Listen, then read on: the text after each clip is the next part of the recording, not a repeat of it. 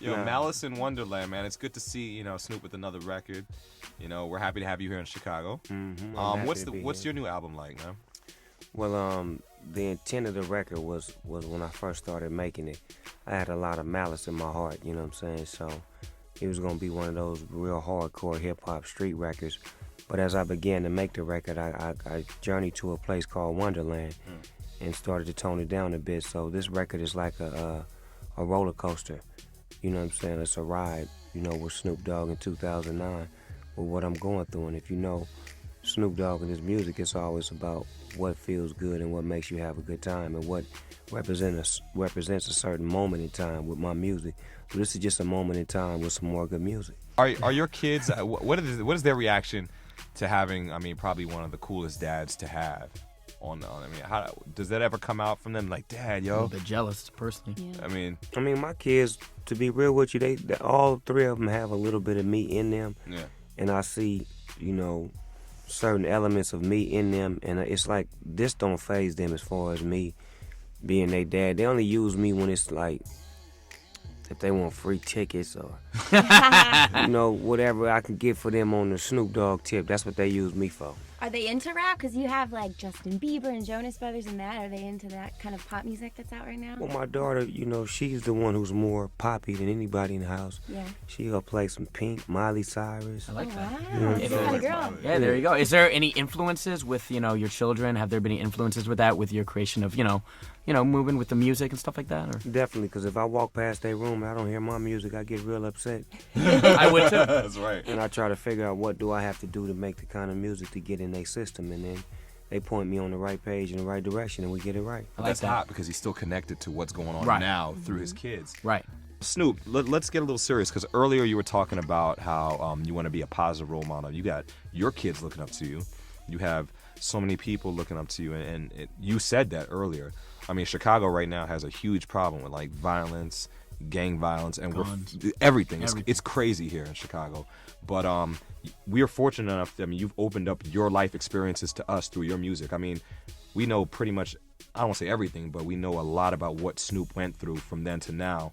And it's remarkable to see who you are now. You're a family man with a great family, beautiful family. What would you tell the kids in Chicago right now that are still gang banging, hustling, and they're on a road to not really having anything you have right now? Yeah. What would you tell them? That road to destruction is a road that's hard.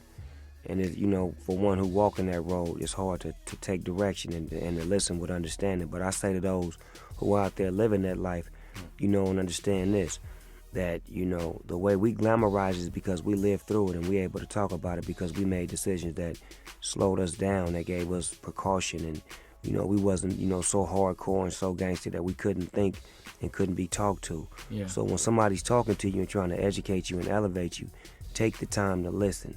It's not always, the best thing to do is deal with somebody through anger or violence. Sometimes a conversation can deal with it even faster because when you locked up in jail, you're sitting up in there doing all that time thinking about why and what you coulda, shoulda, woulda. So think about that before you get to that point and think about all the things that you could do to prevent the negative things from happening. Everybody knows right from wrong. We all have a sixth sense within ourselves to where we feel when something is right and something is wrong. So I can't really tell you how to do right or how to do wrong, but I could tell you this. If you want to live long, you're going to do more right than wrong. That's how I made it. That's how I survived. Everybody know the life that I used to live. The drugs I sold, the gang banging, the getting shot at, the going to jail, fighting cases, all of that. I'm not proud of none of that. That made me who I am, but that's an example of who I became. You take what you live by and you make that into who you want to become. You know what I'm saying? When you out there living in the streets, you don't really understand like a lot of the information that you get on people saying, well, stop killing and stop this. Well, your main mentality is, well, if I stop, what am I going to do? Right. The next thing you should do is try to better yourself on loving life. Learn to love yourself, and then that way you won't be so violent and so aggressive. That's what I say to the youth out here.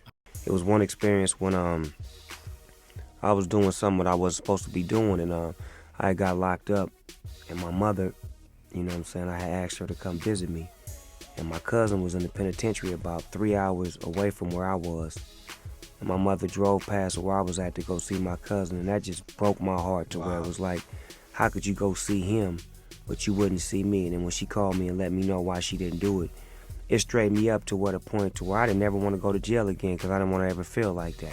Can I ask one last question? Snoop, you only met us very briefly, but could you come up with like a rap about us, just knowing us for a couple minutes?